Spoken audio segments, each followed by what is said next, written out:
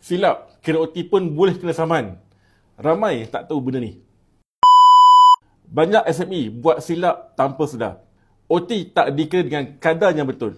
Bila staf tahu hak dia dan dia buat aduan, majikan kena saman.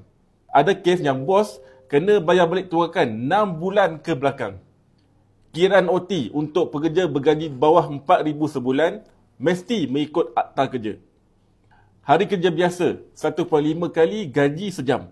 Hari Ahad 2 kali. Cuti umum 3 kali. Kalau salah kira, boleh kena penalti di bawah Seksyen 601 dan juga 99. Malah, boleh kena denda RM10,000 bagi setiap kesalahan.